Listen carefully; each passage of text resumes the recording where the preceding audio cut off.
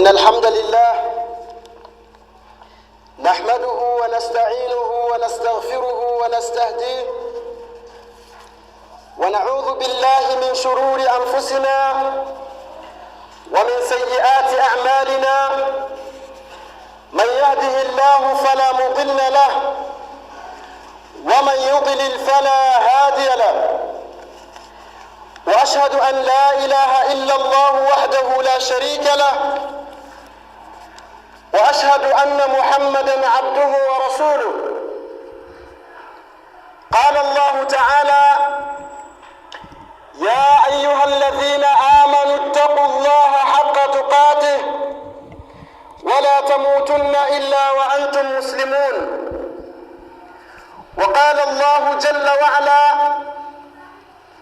يا أيها الناس اتقوا ربكم الذي خلقكم من نفس واحدة وخلق منها زوجها وبث منهما رجالا كثيرا ونساء واتقوا الله الذي تساءلون به والأرحام إن الله كان عليكم رقيبا.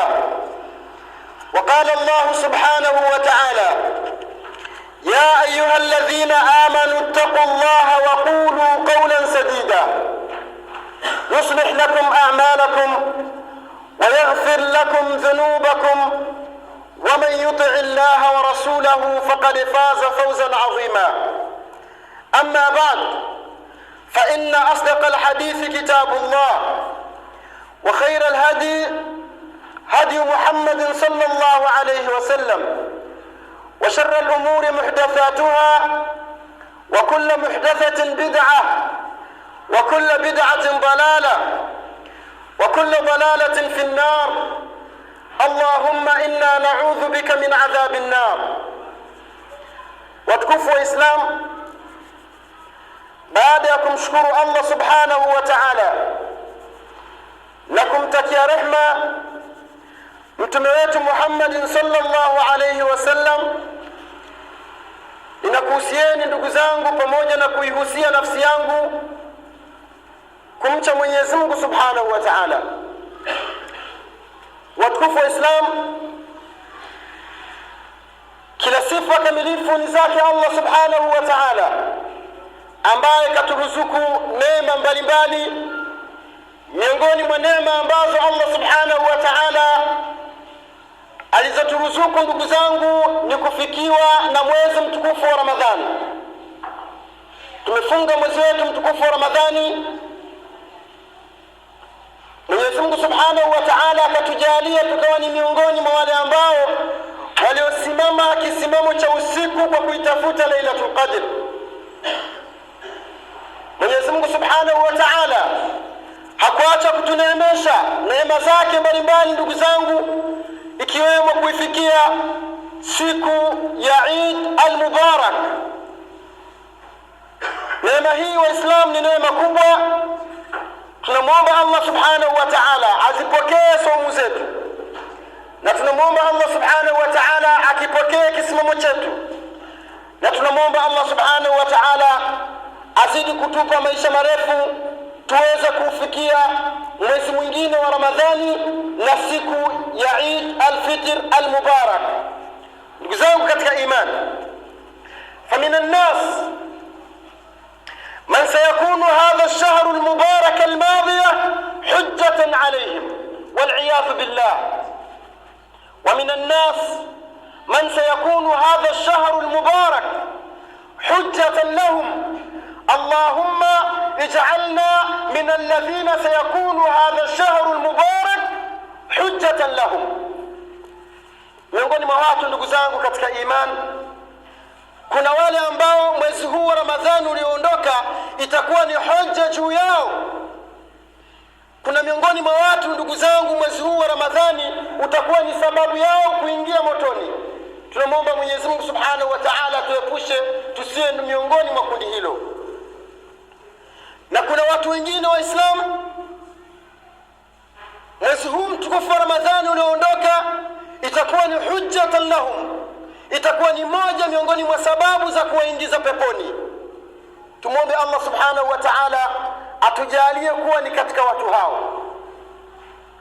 Watukufu wa Islam, khutba yetu ya leo itazungumzia athabat ala ta'a baada Ramadhan, kuthibiti na kumakinika kuwa katika taa ya Mwenyezi Mungu, katika ibada ya Mwenyezi Mungu, katika utumishi wa Allah subhanahu wa ta'ala baada ya mwezi mtukufu wa Ramadhan. Khutba yetu ina vipengele vitatu. Kipengele cha kwanza kitakuwa kikizungumzia ihdhar min ash-shaytani ya Abdullah wahdhar min ash-shaytani ya amatallah. Kipengele cha kwanza cha khutba yetu kitakuwa kikizungumzia kwamba ewe Muislamu, ewe mwanaume wa Kiislamu, ewe mama wa Kiislamu, basi kuwa na tahadhari ya shaitani. Ndugu zangu katika imani, anasiri ya pili itakuwa ikizungumzia asbabu thabat, ni sababu gani ambazo zimetufanya tuwe na umuhimu wa kuzungumzia Muislamu kuthibiti juu ya haki, juu ya ibada, juu ya taa ya Mwenyezi Mungu Subhanahu wa Ta'ala baada ya Ramadhani. Kipengele chetu cha tatu, ndugu zangu, kitazungumzia njia mbalimbali ambazo zinazomsaidia Muislamu kuthibiti katika haki, ambayo ndugu zangu haki tunayozungumzia ni haki ya taa, mwanadamu kuwa ni mtumishi wa Mwenyezi Mungu Subhanahu wa Ta'ala ndani ya mwezi mtukufu wa Ramadhan na mwezi wa Ramadhan unapoondoka. Ndugu zangu katika imani, kipengele cha kwanza, ihdhar min ash-shaytan. Chukua tahadhari ndugu yangu Muislamu kutokana na shaitani. Laqad hadharana Rasulullah sallallahu alayhi wasallam tula hayatihi ani shaitan. Mtume sallallahu alayhi wasallam maisha yake mazima alikuwa akituhadharisha, akitukhofisha, akitufundisha ubaya na uchafu wa shaitani. Shaitani ndugu zangu tunayemzungumzia hapa ni yule ambaye mwezi mtukufu wa Ramadhani aliyekuwa amefungwa ili asije kukusababishia ukaharibu saumu yako. Ili ndugu yangu Muislamu ufahamu umuhimu na utukufu wa mwezi mtukufu wa Ramadhani, Mwenyezi Mungu Subhanahu wa Ta'ala akamfunga shaitani. Lakini mwezi mtukufu wa Ramadhani umeondoka ndugu zangu. Baada ya kuondoka, katika jambo la kwanza ambalo Muislamu anatakiwa alishike kwa mikono miwili ni kuchukua tahadhari ndugu zangu na shaitani. Shaitani ana mbinu mbili katika kumpotosha mwanadamu kabla ya Ramadhani bisaatin wa ayyam wa baada Ramadhan. Shaitani ana mbinu mbili kubwa sana ambazo anazitumia katika kumpotosha mwanadamu, katika kumpotosha mwanadamu, katika kumpoteza mwanadamu baada ya Ramadhani na kabla ya Ramadhani. Ukiangalia hadithi zilizokuja kuzungumzia ubora wa Shaaban, ukaangalia hadithi zilizokuja kuzungumzia mwezi mtukufu wa Ramadhani, ukaangalia hadithi zilizokuja kuzungumzia ubora wa kufunga siku sita za Shawwal, unakuta kwamba hapa kuna mvutano baina ya haki na batil. Mtume sallallahu alayhi wasallam alituhofisha ndugu zangu tujitahadhari na shaitani kabla ya mwezi mtukufu wa Ramadhani haujaingia. Limadha? Kwa nini ndugu zangu? Kwa sababu shaitani mbinu alizokuwa nazo ni mbili. Mbinu ya kwanza, shaitani anaifanya kabla ya mwezi mtukufu wa Ramadhani haujaingia. Anajitahidi kuingiza vishawishi mbalimbali katika nyoyo za Waislamu. Watu wanaingia katika madhambi, watu wanatenda madhambi yanatangazwa wazi wazi. Na kuna watu wengine anasema kwamba ngoja tumalizie kabla ya mwezi mtukufu wa Ramadhani haujaingia. Waliokuwa na mabaa wanajitahidi kuuza sana ili mwezi mtukufu wa Ramadhani ukiingia wafunge mabaa yao. Waliokuwa na miziki kabla ya mwezi mtukufu wa Ramadhani wanajitahidi kuingiza haraka ili mwezi mtukufu wa Ramadhani ukiingia wafunge. Na wale watu wa matunguli ndugu zangu, waganga wa kienyeji, wale wasee wa majini, wale wale wanaopiga ngoma kwa ajili ya mashaitani, wale washirikina wanajitahidi kufanya kazi zao haraka kabla ya Ramadhani, ili mwezi mtukufu wa Ramadhani ukiingia wafunge matunguli yao. Haya yako wazi Waislamu, watu wote wanayaona na watu wote wanayashuhudia Waislamu. Sasa hii ni tashwishi ya sheitani kwanza, ili watu waingie katika mwezi mtukufu wa Ramadhani wakiwa na mzigo wa madhambi.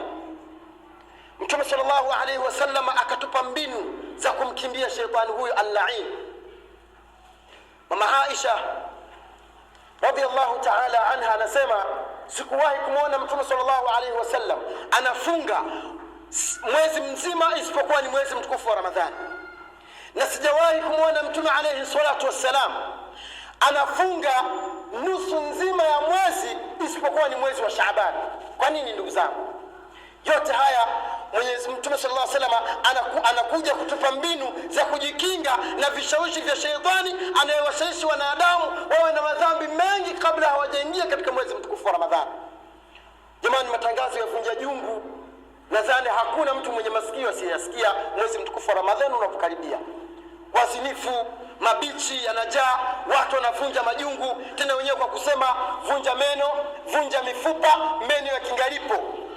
Ndio kauli zinazotumika, lakini wao hawajijui kwamba sheitani anaingiza vishawishi vingi ili uingie katika mwezi mtukufu wa Ramadhani ukiwa na mzigo wa madhambi. Sheitani ndugu zangu, mwezi mtukufu wa Ramadhani unapoingia anafungwa. Anapofungwa, rasilimali anayoitumia ni ile ambayo aliwekeza kabla ya mwezi mtukufu wa Ramadhani. Watu wanaingia katika mwezi mtukufu wa Ramadhani wakiwa na madhambi mengi, na ndio maana unaona mtu anafunga lakini haswali. Haya yako majumbani, tunayaona ndugu zangu. Mtu anajitahidi anafunga lakini haswali. Kuna wengine kabisa hawafungi. Kuna watu mwezi mtukufu wa Ramadhani nyumba zao hazikatiki madisko. Kuna watu ndani ya mwezi mtukufu wa Ramadhani pia wanatafuta njia za kufanya uzinifu. Kuna watu wanaiba mwezi mtukufu wa Ramadhani. Kuna watu wanafanya uchafu mbalimbali ndani ya mwezi mtukufu wa Ramadhani. Unakuta wale wanaotoa madarasa wanaambiwa, lakini Sheikh, mbona sasa kuna maovu na kitu tunasikia sheitani amefungwa? Sheitani anakuwa amefungwa, lakini anabakiza hazina na kazi kubwa ambayo aliyoifanya kabla ya mwezi mtukufu wa Ramadhani. Ndio athari zake mnaona zinaonekana. Hii ni mbinu ndugu zangu sheitani anaitumia katika kuwapoteza watu. Sasa mwezi mtukufu wa Ramadhani unapoondoka, sheitani ana mbinu zingine. Tena anakuja kwa kasi sana, anakuja kwa vishawishi vingi. Miongoni mwa vishawishi vya sheitani baada ya Ramadhani tu, mabaya yanajaa ndugu zangu. Wa hadha haqqun wadih, na huu ni ukweli ndugu zangu uliokuwa wazi. Mabaya yanajaa. Madisko, kumbi zote za disco zinajaa. Zimejaa watu gani? Wale waliokuwa wamefunga ndugu zangu. Hadha haqqun, huu ni ukweli. Na ukitaka kuamini, nenda Raskazona Beach uone vile beach zimefurika. Hii ni nguvu ya sheitani ambayo anakuja nayo. Wale watu wa matumbuli, wale washirikina wanafungua miradi yao, wanaanza kubandika, kupandisha bendera nyeusi na nyekundu. Hii yote ni nguvu ya sheitani ambayo anakuja kuhamasisha watu sasa waendelee na mwendo mdundo kama ilivyokuwa mwanzo.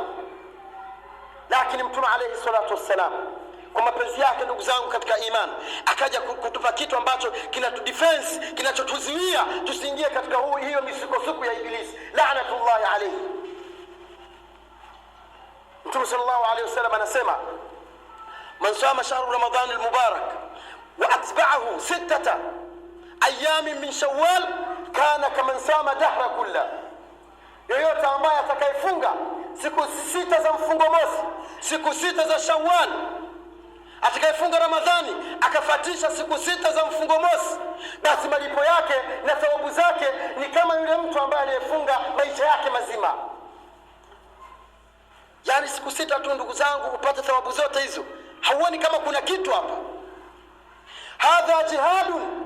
Waislamu, hii ni jihadi ya shaitani, kwa sababu ukiwa umefunga hauwezi kuingia katika maasi. Ukiwa umefunga hauwezi kuingia katika makumbi ya disco. Waislamu, ukiwa umefunga hauwezi kufanya uzinifu. Ndio maana Mwenyezi Mungu Subhanahu wa Ta'ala akafahamu kwamba Ibilisi atatumia njia mbalimbali za kuwapoteza waja wangu baada ya kumalizika mwezi mtukufu wa Ramadhani. Akaweka ibada hii. Waislamu, miongoni mwetu kuna watu tayari wameshaingia, siku moja tu watu wameshaingia katika kushirikiana na shetani. Hebu angalia nguo zako ulizomnunulia mtoto wako ili atembelee sikukuu zikoje. Angalia pesa ambazo ulizozitoa kumpa kijana wako aende akasafisha nywele zake kwa ajili ya sikukuu, kanyoa kiduku. Angalia binti zako, nguo gani ulizowanunulia, pesa ulizowapa wakaenda tangamano kununua nguo. Hebu zikague nguo zao, wamevaa nguo gani? Utakuta wamevaa socks, utakuta wamevaa vipedo, wamevaa nguo za kubana zenye kusifu hali yao ya mwili na wameondoka. Na watoto hawa walikuwa wamefunga mwezi mtukufu wa Ramadhani, na baba alikuwa amefunga na mama alikuwa amefunga. Hatujaona kama tumeingia katika malengo ya shetani? Ndugu zangu katika imani, hii ni unsuri ya kwanza, na nimeifanya iwe namba moja kwa umuhimu wake, kwamba tujitahadhari sana.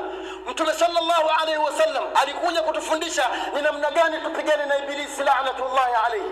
Akatufundisha tufunge Shawwal, akatufundisha tufunge Shaaban, na akatufundisha tufunge sana siku 6 za mfungo mosi. Watukufu wa Islam, mbali na hapo kuna wale ambao hawataweza kufunga, pengine kwa uzembe, Mwenyezi Mungu hajawapa taufiki. Lakini ujue kwamba wewe ulipo duniani katika maisha yako, tangu unazaliwa, tangu unabaligh mpaka unakufa, basi wewe uko katika jihadi na shetani. Shetani anatafuta watu na makundi ili waweze kuingia katika moto wakiwa wengi. Ndugu zangu katika imani, unsuru ya pili ya hutuba yetu, tunazungumzia sababu ambazo zimefanya Muislamu iwe ni wajibu kwake yeye kuthibiti katika ibada baada ya mwezi mtukufu wa Ramadhani. Sasa ni vitu gani, ni mambo gani ambayo yamekuwa ni sababu ya Muislamu kuhamasishwa athibiti kwenye la ilaha illa Allah, athibiti kufanya ibada, athibiti kujizuia na machafu baada ya mwezi mtukufu wa Ramadhani? Kitu cha kwanza kabisa, kwa sababu maisha yote ya mwanadamu tangu anazaliwa mpaka anakufa ni mtu anaamrishwa kufanya ibada, ni mtu ambaye anaamrishwa kushikamana na dini. Uislamu haamrishwi kucheza, Uislamu haamrishwi uovu. Uislamu unamwamrisha katika maisha yake ndani ya mwezi wa Ramadhani. Mwezi wa Ramadhani unapoondoka, basi awe ni mtu kwa ajili ya Mwenyezi Mungu Subhanahu wa Ta'ala. Wa hadhihi hiya haqiqatul ubudiyya. Huu ndio wanadamu ndugu zangu. Muislamu awe na taa. Mungu anasema wama umiru illa liya'budu Allah. Jamani, wanadamu hatukuamrishwa isipokuwa tumwabudu Mwenyezi Mungu Subhanahu wa Ta'ala. Sasa tunaposhika aya kama hii tunakuta la rabba li Ramadhan wala rabba li ghairi Ramadhan, inna rabbu Ramadhan rabbun ghairu Ramadhan. Hakuna Mungu ambaye ni maalum kwa ajili ya Ramadhani, kwamba Ramadhani imeingia basi mimi ndio kila kitu, nitoe sadaka, niswali, nisimame usiku, niwasaidie maskini, niwe na tabia nzuri, niwe na maneno mazuri, kwa sababu mwezi mtukufu wa Ramadhani umeingia. Na mwezi wa Ramadhani unapoondoka, basi biashara za madawa ya kulevya wewe namba moja, ulevi namba moja, uzinifu namba moja, benki zako za riba unazifungua. La, Mwenyezi Mungu wetu ni mmoja, Waislamu. Mwezi wa Ramadhani unapokuja ni neema ya Allah Subhanahu wa Ta'ala. Ni neema Mwenyezi Mungu atupendelea mimi na wewe tuweze kufunga mwezi mtukufu wa Ramadhani, tupate semina ambayo itakayotufundisha sisi ni jinsi gani tuishi katika maisha yetu ya duniani. Ndugu zangu katika imani, anasema Hasan ibn Ali radiyallahu ta'ala anhu, inna Allah, hakika Mwenyezi Mungu, lam yaj'al li 'amali al-mu'min ajalan. Mwenyezi Mungu hakujalia msimu fulani kwamba wanadamu Waislamu ndio wafanye ibada tu. La, wa inma, na si vinginevyo ndugu zangu, al-insan hayatuhu kulluhu yajibu an yakuna ibada. Imam Hassan anasema, mjukuu wa Mtume sallallahu alaihi wasallam, anasema mwanadamu hakuwekewa siku maalum wiki moja ndio afanye ibada tu. Hizo siku zinapofika, zinapoisha, basi hakuna ibada. La, hakika mwanadamu asimami kufanya ibada mpaka kifo. Akaisoma aya wa'budu rabbaka hatta ya'tiyaka al-yaqin, kwamba muabudu Mwenyezi Mungu, fanya ibada ya kumwabudu Allah subhanahu wa ta'ala mpaka kifo kitakapokufikia. Watukufu wa Islam, hii ni moja miongoni mwa vitu ambavyo vimekuja kuwa ni sababu kubwa ya thabata ala taa. Ni lazima ndugu zangu tuthibiti katika ibada ya Mwenyezi Mungu subhanahu wa ta'ala. Wakati suila Imamu Ahmad, huyu ni Ahmad bin Hanbal rahimahullahu ta'ala, asema aliulizwa siku moja, mata yajibu al-abdu ta'mat al-raha, ni wakati gani sasa mwanadamu anapata mapumziko? Kuamka alfajiri kwenda kuswali, baada kwenda kuswali salatul isha, kwenda kuswali salatul maghrib, kwenda kuswali, ni wakati kufunga, ni wakati gani sasa mwanadamu anapata mapumziko?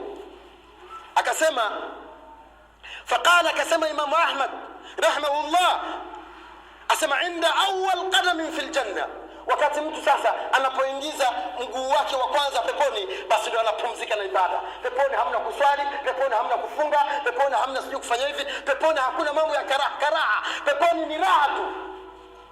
Sasa pepo yako ndugu zangu uitafute hapo.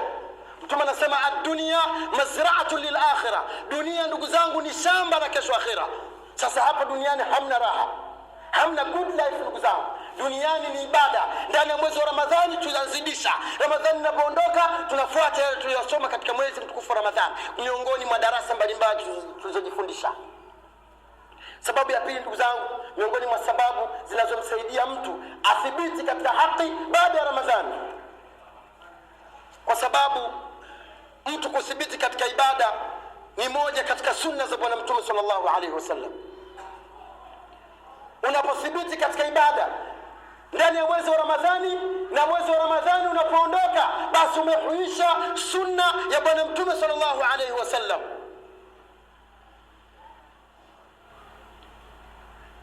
Na yoyote mwenye kuhuisha sunna, yoyote mwenye kumpenda Mtume sallallahu alaihi wasallam akafuata maamrisho yake, ndugu zangu, falahu najat, mtu huyo ana mafanikio makubwa katika maisha yake ya duniani na kesho. Mungu anasema qul in kuntum tuhibbuna Allah fattabi'uni. Unapompenda huyu Mtume sallallahu alaihi wasallam, Mwenyezi Mungu anakupenda. Mtume sallallahu alaihi wasallam anasema, Mungu anamwambia waambie kama watu wanampenda, kama wewe ulipo hapo unahisi moyo wako unampenda Mwenyezi Mungu, basi ni lazima umfuate Mtume sallallahu alaihi wasallam. Sasa kuhuisha na kudhibiti katika ibada ndani ya mwezi wa Ramadhani na baada ya Ramadhani kuondoka ni mmoja katika kufuata sunna na mafundisho sahihi ya bwana wetu Mtume wetu Muhammad sallallahu alaihi wasallam. Katika hadithi al-Qudsi, hadithi iko katika Sahih Bukhari, asema Mtume Mwenyezi Mungu subhanahu wa ta'ala, wama yazalu abdi yataqarrabu ilayya bin nawafil hatta uhibbuhu, mwanadamu haachi kujikurubisha kwangu mimi kwa kufanya ibada. Tena angalia, kama ndani ya mwezi mtukufu Ramadhani tulikuwa tunafanya ibada za sunna, mtu anasimama qiyamul layl, anafanya soma Qur'ani, Mungu anakupatiketa, anasema hivi, haachi mwanadamu kujikurubisha kwangu kwa ibada zake za sunna anazozifanya mpaka mimi nampenda. Ukimalizia aya sema napompenda, sasa kila ninapoangalia ndio mimi, kila ninapokanyaga niko hapo, kila anachofanya chochote atakachoniomba nitampa. Kwa nini tusiwe na uhusiano mzuri na Allah subhanahu wa ta'ala? Unafikiri nani atakayekudhuru? Ni mganga gani wa kienyeji atakayekuja kukusonga kidole wewe ugeuke paka? Nani atakayekuja? Na wewe ni wali wa Allah, na wewe ni mpenzi wa Mwenyezi Mungu subhanahu wa ta'ala. Subhanallah ndugu zangu, kuwa na ukaribu na Mwenyezi Mungu subhanahu wa ta'ala hakuhitaji ibada ambazo wewe unafikiri labda usitengeneze. Useme qul huwallahu mara 10,000, sijifanye astaghfirullah sijui ngapi mara 700. La, Mungu anasema haachi mwanadamu kujikurubisha kwangu mimi kwa ibada za sunna mpaka mimi nampenda huyu mja kama huyo. Ndugu zangu katika imani, nadhani hakuna mtu ambaye hataki kupendwa na Mwenyezi Mungu. Yupo hapa? Hakuna. Wote tunataka radhi za Allah. Ndio maana tukafunga, na ndio maana tuko hapa kwa ajili ya kuambizana ukweli. Ndugu zangu, watu wasimwasi Mwenyezi Mungu baada ya Ramadhani. Watukufu wa Islam, kuthibiti kwenye haki, kuthibiti katika matendo mazuri ni moja katika dalili za mwisho mwema. Mwanadamu anapata zawadi ya kupewa mwisho mwema kwa kuthibiti kuwa katika haki. Mtume sallallahu alaihi wasallam anasema katika hadithi ambayo iko katika Sahih Muslim, yub'ath kullu 'abdin ala ma mata alayhi. Mwanadamu siku ya kiyama kila mtu atafufuliwa juu ya yale matendo ambayo alikufa akiwa anayafanya. Sio, tunasikilizana vizuri ndugu zangu? Kila mwanadamu atafufuliwa siku ya kiyama ala ma mata alayhi, juu ya yale ambayo alikufa akiwa ndio hiwaya yake. Ukifa wewe ulikuwa ni mtumiaji wa madawa ya kulevya, basi siku ya kiyama utafufuliwa na wanaovuta unga. Ukiwa wewe ni mtu wa mvuta bangi, siku ya kiyama utafufuliwa na wavuta bangi. Wanaokula riba, siku ya kiyama utafufuliwa na wanaokula riba wenzao. Wazinifu watafufuliwa na wazinifu, wanaotembea uchi watafufuliwa na wanaotembea uchi. Na wacha Mungu ndugu zangu watafufuliwa na wacha Mungu. Angalia, kila siku Muislamu anasema ihdina siratal mustaqim siratal ladhina an'amta alayhim ghayril maghdubi alayhim wala dhalin. Kila siku anasema hivi, Mwenyezi Mungu tuongoze sisi kunako njia iliyonyoka, njia ambayo njia ya wale ambao uliowaneemesha juu yao. Ukisoma katika tafsiri ya Ibn Kathir, min al-anbiya was-salihin was-siddiqin wash-shuhada, mtanaomba afuliwe na watu wema, mitume waliokufa katika jihadi, watu wema, wanachuoni. Au nafikiria mwanachuoni alikufa kwenye vilabu vya pombe?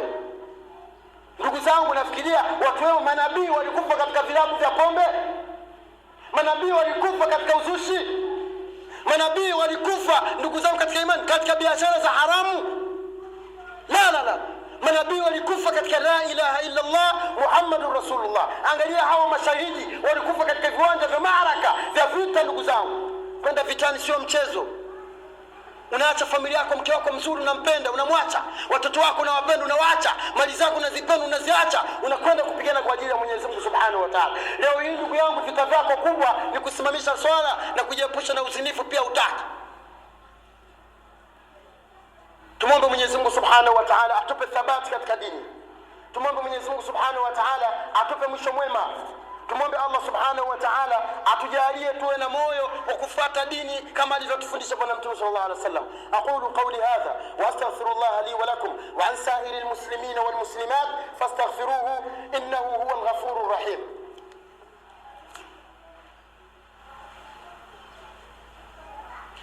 Alhamdulillahi rabbil alamin والصلاة والسلام على المبعوث رحمة للعالمين وعلى آله وأصحابه ومن تبعهم بإحسان إلى يوم الدين. أما بعد.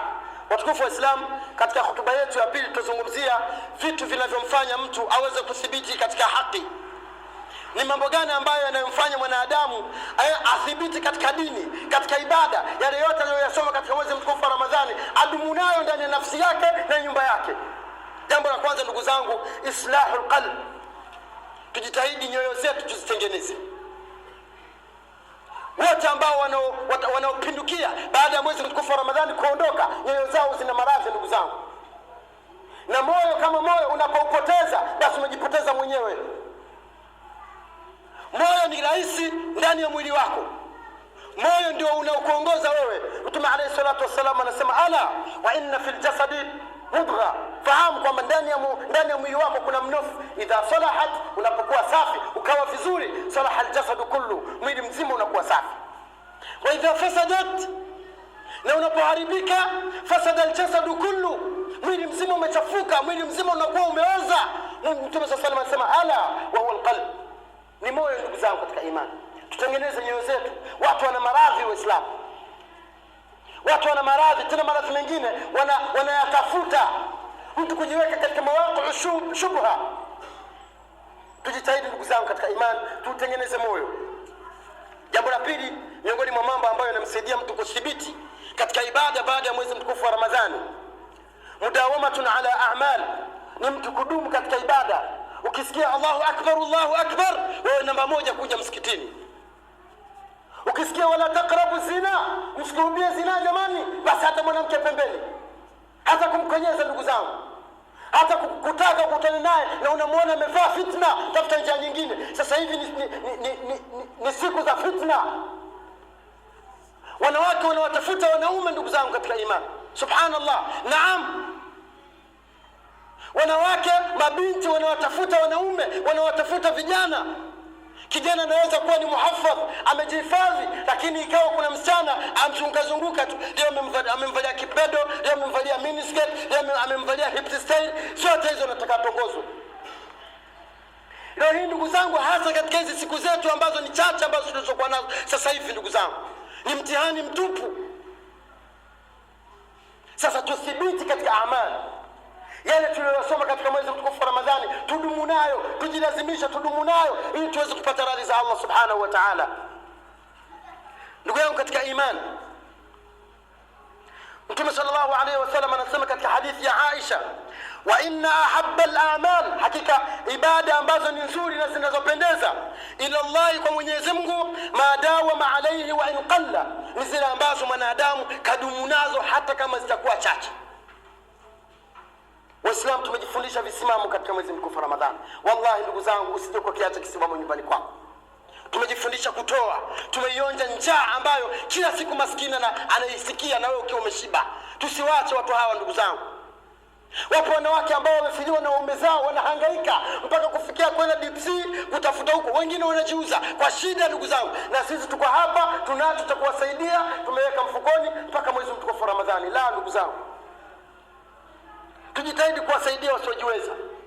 Tulabul ilmi wa Islam, wanafunzi ambao wanautafuta la ilaha illa Allah, wanatafuta ilmu wa Islam, tuwajali, sio mpaka aje kwa kukomba. Tuna wanafunzi Maadhimu Mshafi, tuna wanafunzi sijui wapi, tuna wanafunzi sijui wapi. Ndugu yangu, pesa yako mpe mtu wa kheri. Leo hii akijitokeza sijui mtu akudhamini timu ya mpira sijui wapi, mtu namba 1, natoa milioni 20. Haya, wanafunzi hawana hata chakula ndugu zangu, chakula hawana, mpaka shekhe akawaombee. Kwani sasa hatuna utajiri? Hatuna uwezo wa Islam? Uwezo tunao. Kwa taarifa yenu, wanaongoza kwa utajiri ni Waislamu. Sasa tunasubiri nini sisi? Fanya ibada zako za siri Waislamu. Unapotoa, fanya ibada zako kwa siri. Kuna maswahaba waliokufa, baada ya kufa wakaonekana wananundu katika migongo. Ilipokuja kuchunguzwa kwamba wao kila siku baada ya swala alfajiri mbio anakwenda kwa maskini, anaacha chakula mlangoni, anaondoka ili asijue kwamba nani aliyotoa. Sasa mafundisho ya kutoa tuliyosoma katika mwezi mtukufu wa Ramadhani yasififie ndugu zangu, iwe ndio kawaida yako wewe kusaidia wasiojiweza. Usiseme kwamba mimi sijafikia utajiri. Angalia maisha unayoishi, na kuna mwingine ambaye anaishi maisha ya chini kuliko wewe, unaweza kumsaidia chochote ndugu zangu. Waislamu, miongoni mwa vitu ambavyo vinasaidia watu kudhibiti ad-du'a. Jamani, tuwe na utamaduni wa kumwomba Mungu atuthibitishe. Angalia Mtume na uchamungu wake na ibada zake zote alizokuwa akizifanya. Alikuwa anasemaje? Alikuwa anazidisha kwa kusema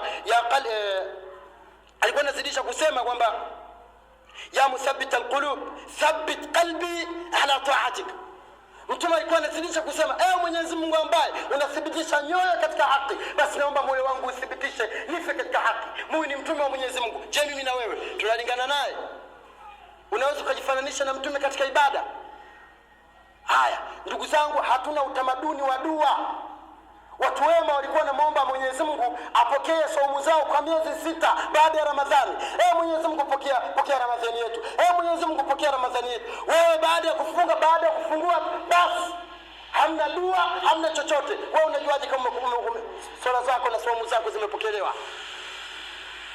Sasa katika vitu ambavyo vinavyosaidia kudhibiti mwanadamu katika haki ni kumwomba Mwenyezi Mungu Subhanahu wa Ta'ala tathbiti. Muombe Mungu akuwafikishe, muombe Mwenyezi Mungu akuthibitishe, muombe Mungu akupe taufiki ya kufanya mema. Watukufu wa Islam, tukimalizia hutuba yetu katika jambo la mwisho kabisa ambalo nilipenda nilizungumzie katika sababu ambazo zinazosaidia watu kudhibiti katika ibada, katika haki, katika sunna baada ya mwezi mtukufu wa Ramadhani, ni kuchagua as-suhba as-salihah. Kutafuta marafiki wema, kutafuta marafiki wazuri. Nikizungumza pointi hii nafunga kabisa karatasi zangu na weka mfukoni. Ndugu zangu katika imani, na kuombeni kwa ajili ya Mwenyezi Mungu, ni watu wangapi ambao ulikuwa unawafahamu Annas salihin, watu wema kabisa, wameingia katika madawa ya kulevya, katika kutumia unga baada ya kuwa wamekaa vijiweni. Alafu minan nas, maelfu ya watu, maelfu ya vijana wameingia katika maasi baada ya kuwa wamevutana na vijana ambao wana tabia hizo. Vijana ambao mashaallah tabarakallah wamekuwa katika ibada, lakini baada ya kuingia katika mashule ya michanganyiko wakakutana na marafiki wabaya, wakaharibika kwa sababu ya marafiki. Wangapi ndugu zangu? Hebu mchunguza kijana wako ambaye umemlea mwenyewe, tabia zako zilizokuwa nazo na mpaka sasa hivi. Haya, hao wanawake sasa ndio kabisa. Jamani, hatutaweza kuthibiti katika haki, katika ibada ikiwa tuna marafiki wachafu. Unamwambia bwana mimi naenda kuswali, sema nenda bwana kaswali, si bado tupo tu. Unaenda unaswali, unamkuta, ukirudi unamkuta yupo. Kipindi kingine siku nyingine unaambia ngoja na mimi nikae bwana. Tena wao wenyewe wanakuambia bwana wewe utaswali nini? Wao umeshaona mashehe wote hao kwanza wanaongoza kwa mabaya. Unamjua Said fulani walimfuma siji fulani, si anajifanya ni imamu. Qurana asu, marafiki wabaya ndugu zangu. Waislamu tuwachagulie watoto wetu marafiki wazuri. Wasichana wengi wanaharibika kwa sababu ya kuwa na marafiki wachafu, marafiki wabaya. Tena kuna wengine wanawafuata nyumbani. Una mke wako, mlikuwa mnasikilizana vizuri, ukimwelekeza hiki na kuelewa, mke wangu leo nimekosa bana mambo mabaya. Anashukuru alhamdulillah mume wangu, ukipata inshallah Mwenyezi Mungu ataturuzuku siku nyingine. Baada ya kufungua ule mlango wako sasa, sijui mke wa nani anaingia, wanakaa masaa matatu wanaongea, wanachokiongea hakijulikani. Anakuja mwingine sio hivi, sio karikwenda, sio karirudi. Matokeo yake yule mwanamke anajaza maneno na nyumba inaharibika. Nyumba ngapi zilizoharibika kwa marafiki hawa mashosti hawa? Qurana asu. Wanawake mabinti wengine walikuwa wanavaa hijab, wanavaa sala nzuri. Wakaja marafiki zao akawaambia uzuri wako atauona nani na maguo hayo? Na hiyo ni kufuru ndugu zangu. Huo ni ukafiri. Unapofanya istihza na dini ya Mwenyezi Mungu umetoka katika Uislamu. Unapomwambia hebu angalia vijikanzu vyako unavyovivaa vifupi, ona vijidefu vyako kama mbuzi, huo ni ukafiri. Ukimwona mtu anasema hivyo mwambie umekufuru, tubia kwa Mwenyezi Mungu. Mabinti zetu wakavua mahijabu kwa sababu ya watu. Sasa Qurana asu, marafiki wabaya ndugu zangu ni hatari sana katika maisha yetu. Sasa ili uthibiti katika haki, angalia ni rafiki yupi ambaye mwenye mwelekeo mzuri, mwenye dini yake, ili umfuate. Bila hivyo ndugu zangu tumeangamia. Tumombe Mwenyezi Mungu Subhanahu wa Ta'ala atufishe katika la ilaha illa Allah. Tumombe Mwenyezi Mungu Subhanahu wa Ta'ala aturuzuku shahada wakati wa kufa. Tunamwomba Mwenyezi Mungu Subhanahu wa Ta'ala atupe mwisho mwema. Tunamwomba Allah Subhanahu wa Ta'ala aturuzuku ndugu zangu istiqama na msimamo katika dini ya Allah Subhanahu wa Ta'ala. اللهم ارض عن الخلفاء الأربعة وسائر أصحاب رسول الله صلى الله عليه وسلم. اللهم ارنا الحق حقا وارزقنا اتباعه، وارنا الباطل باطلا وارزقنا اجتنابه. ربنا إننا آمنا فاغفر لنا ذنوبنا وكفر عنا سيئاتنا وتوفنا مع الأبرار. وصلى الله على سيدنا محمد وعلى آله وأصحابه وسلم، والحمد لله رب العالمين. وقم الصلاة.